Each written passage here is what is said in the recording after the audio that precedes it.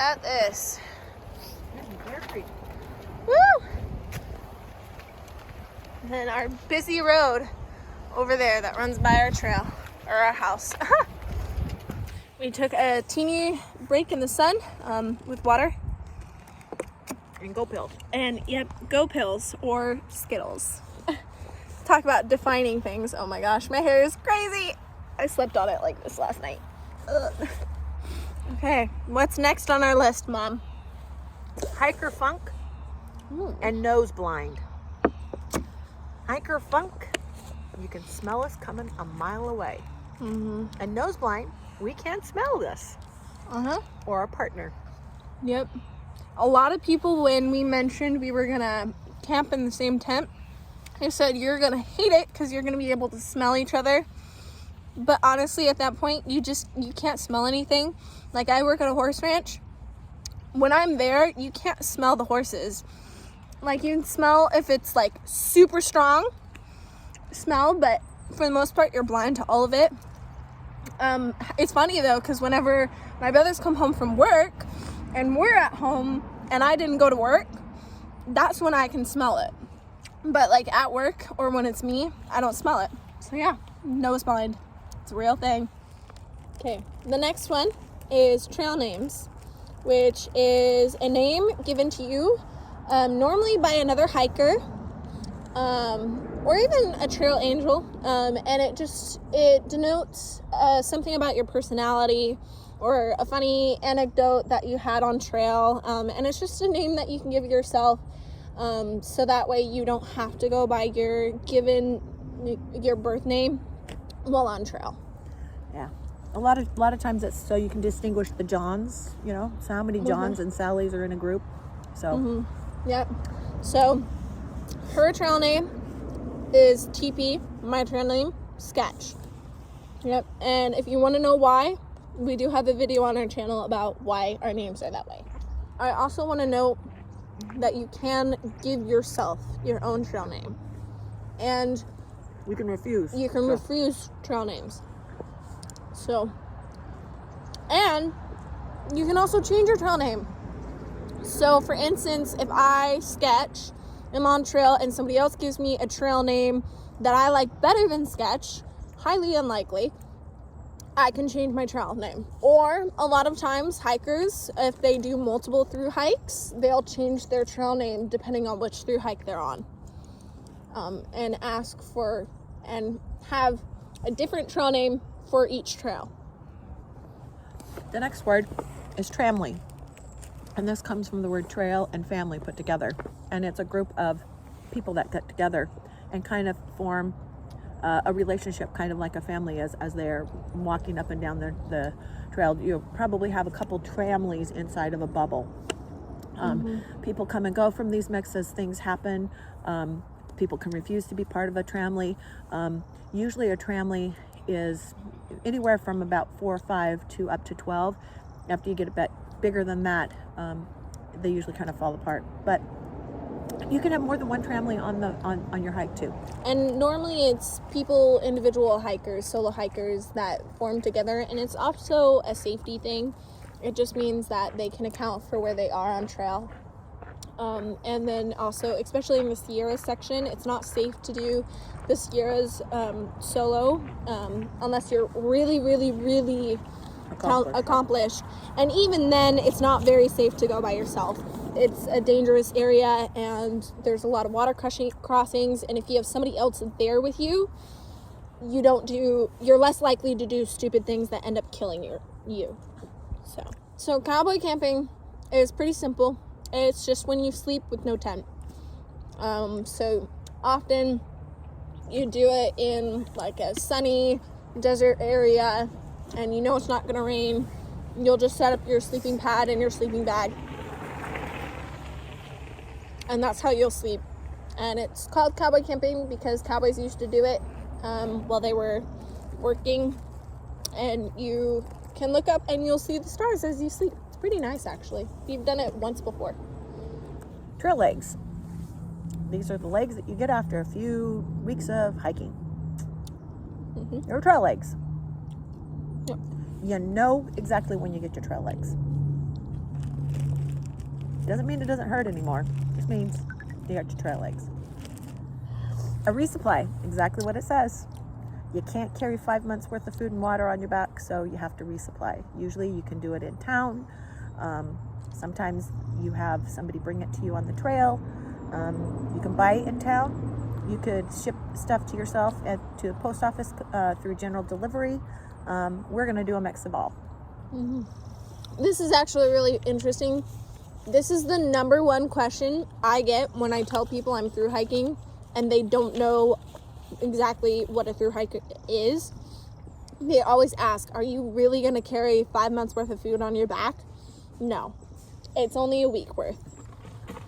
And along with resupply goes mail drops. Mail drops are very, very similar. It's just stuff that you have mailed from home to your house. From your house to you on the trail. General delivery. We're going to have a few of these in a couple places.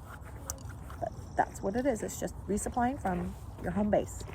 A bounce box is basically sending your self gear further up on the road, on the trail. So like if we take our micro spikes on to San Jacinto because we need them, but we don't need them for another 300 or 400 miles until we get to the Sierra, we can bounce box it up to the next location. Just send yourself food up ahead, food, gear, whatever. Now the next thing kind of goes with your micro spikes and your ice axe, or at least for us on the PCT. It's called a bear canister. Now this is basically what it sounds like, a can. It's normally plastic, about this big, and what it does is it keeps bears out. It's only we can open it. It's hard to open. Bears can't get through it, and you keep your food in it during certain sections of a trail or in places where it is required. For us, that's the Sierras. The Sierras require a bear can. And it's just to protect your food from bears as you hike. Hiker hunger. Hiker hunger. When you can eat anything and everything you want. Yep. No, actually, a hiker needs 4,000 to 6,000 calories a day because you're expending so much on your hike. You just eat. You need to eat. So that's what hiker hunger is, and it'll hit. Yep. It doesn't hit in the first couple of weeks, but when it hits, it hits hard. It's and you want to eat anything and everything. You're losing more calories than you can gain by eating, so you eat extra. In fact, there are stories of hikers along the trail who will order 4 different meals in one sitting because they are so hungry. Yeah. Lots of food. Lots and lots of food. Seriously, 4,000 to 6,000 calories a day. That's not what I eat in my real life. So, bonus miles, those are miles that you hike that aren't on trail, like around the, like getting off trail or in town. Those are called bonus miles. You want to keep those to a minimum, but you do have to hike some of them.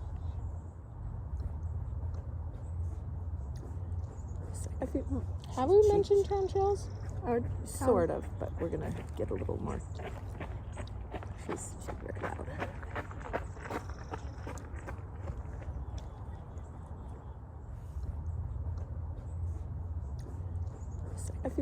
Have we mentioned town trails? Or sort of, but we're going to get a little more. She's very loud.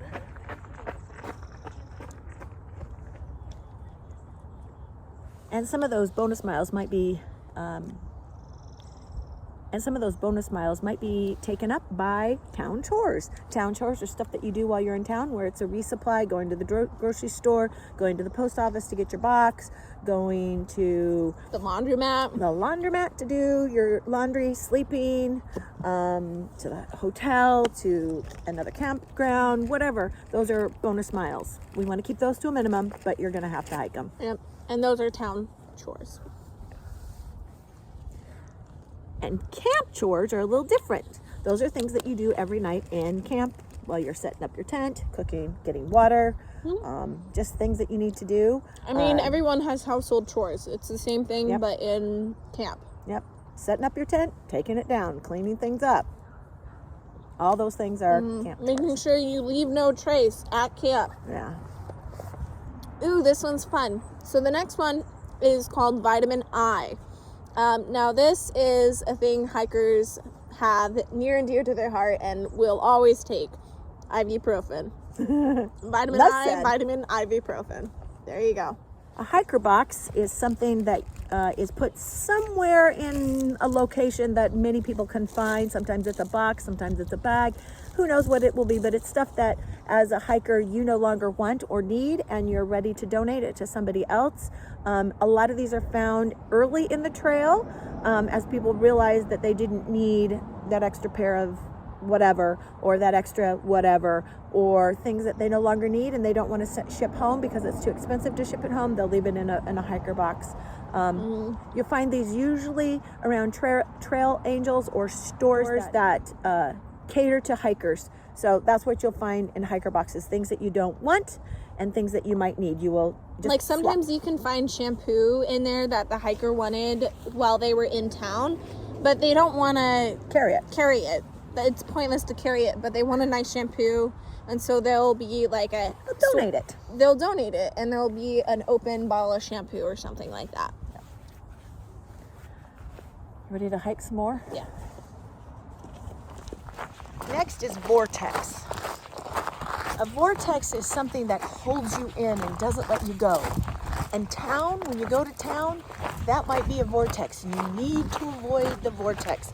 Or you spend not 1 0, but 2 or 3 or 4 zeros in a place that you did not want to, and you get behind. Another vortex is when you get off trail for like a wedding or something, and you go home and you see your family, and then you have a hard time getting back on trail. But honestly, it's okay if you do end up leaving and realizing you're more happy off trail than on trail. But at the same time, if you really set your mind to completing it and you want to complete it, be careful what you let pull you off trail. A lot of people say do not quit on a bad day. Yard sale. It's when everything comes out of your backpack. And there might be a good reason. Maybe you need to get something at the bottom of your pack. Or it might be that you need to get everything out to dry out. But a yard sale is everything out of your pack, and it's usually all over the place. Okay, the next two kind of go hand in hand. They're the terms nobo and sobo. Now, what these are directions. So nobo means northbound, so it's short for northbound. And that just means you're headed north. And sobo means southbound, headed south. Next is glissade. This is what you do when you slide down the mountain of snow. Kind of like a big slide at the playground, only the chute isn't metal, it's a snow. And you have to be very careful about two things: not going too fast and getting yourself out of control, and two, knowing how to stop, because you don't want it to be a rock between your legs that stops you. Just saying. Yep.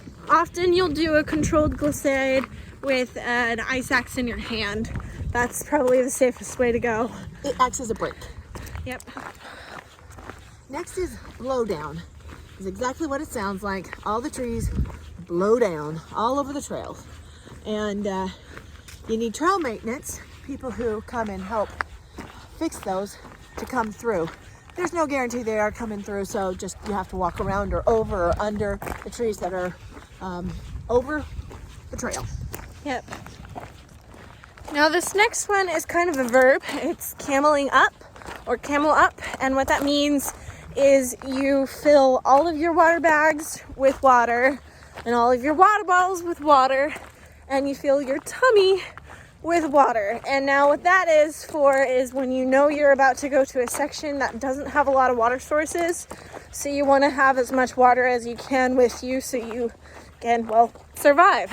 So the next is a cat hole. Every hiker needs to know this one. This is when you have to dig a hole for when you poop. Now the cat hole needs to be around 6 inches deep, and yeah, you poop in it, you don't leave toilet paper in it, and sometimes people say you need to stir the poop and then you cover it back up, but you don't have to do that unless you really want to. But yeah, it's all about leave no trace and the environment. So, And no toilet paper in the hole. yeah, that goes perfectly into our next one, which is LNT, leave no trace. Do you want to cover the rest of that? Take pictures, leave footprints. Yep. Done. Yep. Just pack in, Pack it out. pack it out. Yep. Actually, an interesting story I should share.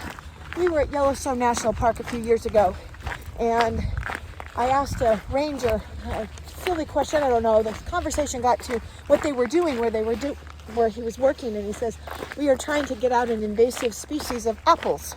I'm like, "What? Apples? Invasive?" He said, "Yeah, they don't belong here, but some idiot threw an apple core or an apple out of the window, and it grew into a tree. Therefore, it had apples on it. More animals ate those, and they go scander off into the nether parts of Yellowstone, pooping the seeds, and more apple trees were growing. So they had an invasive species of apple trees. And here's the deal. They couldn't get rid of them because they were in places that humans couldn't get to eradicate the apples. So even if you think it's biodegradable, don't do it. Leave no trace. It's about preserving the land so that we can continue hiking for years to come. So do your part and leave no trace. Now, if you want to know all of the principles, look it up. We're not going to do a whole spiel about that. So yeah, just look it up. The next one is SAR. S-A-R. Stands for Search and Rescue. We're glad they're there. We hope we don't need them. Monument 78. That is the monument at the Canadian border.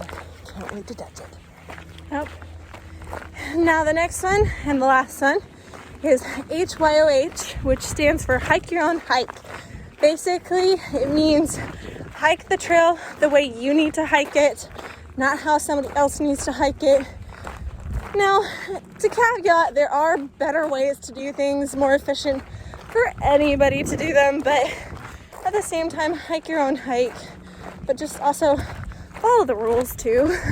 Like, preserve the land, all of the above. Anyway, I think that's it for our vocab lesson.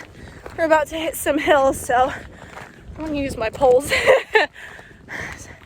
And we'll see you on the trails. The next one. The neck one. The next one.